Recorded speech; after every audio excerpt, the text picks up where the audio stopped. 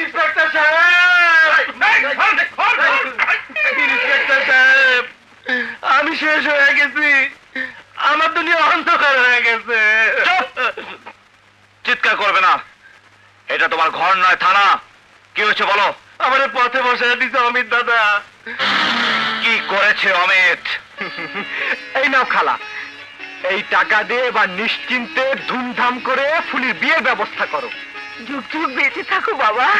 যতদিন তোমার মতো ছেলে এই এলাকায় থাকবে ততদিন হবে না কোনো অবিচার, থাকবে না কোনো অন্যায়। কোনটা ন্যায় আর কোনটা অন্যায় তার বিচার করবে আদালত। নিশ্চয়ই থানায় নতুন এসেছো ইন্সপেক্টর, তাই আমার নামটা তুমি শোনোনি। এই তল্লাটের সবাই আমাকে অমিত দাদা বলে ডাকে। লোকে দাদার নানা যাই বলো, তোমার নাতি হওয়ার জন্য আমি এখানে আসিনি। যে জন্য এসে থাকো ইন্সপেক্টর, আমার এই হাত ওঠার আগেই তুমি এখান থেকে চলে যাও। হ্যাঁ, হাত তোমার ঠিকই উঠবে অমিত, আর সেটাই হাত করা পড়ার জন্য।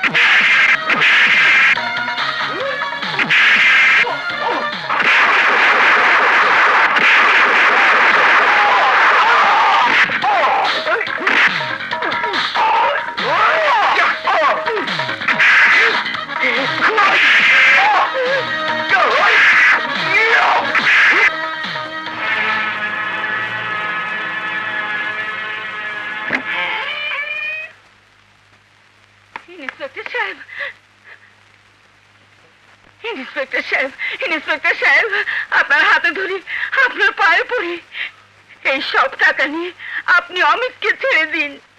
না খালা না, ওই টাকা তুমি দিবে না।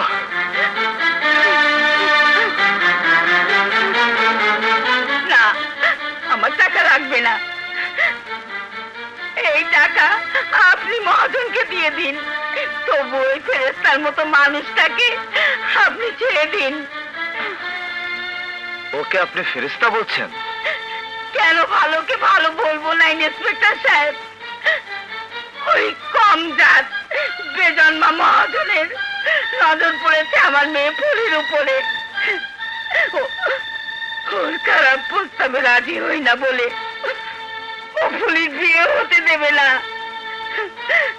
10 জনের কাছে হাত পেতে বিয়ের যে টাকা জোগাড় করেছিলাম, ওই বদমাশ মহাজন বিয়ে ভেঙে দেবার জন্য তার গুন্ডা দিয়ে সব টাকা জোর করে কিনে নিয়েছিল।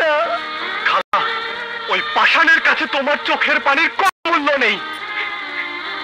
আমি বয়স্কা মানুষ, আপনার কাছে মিথ্যে বলবো না।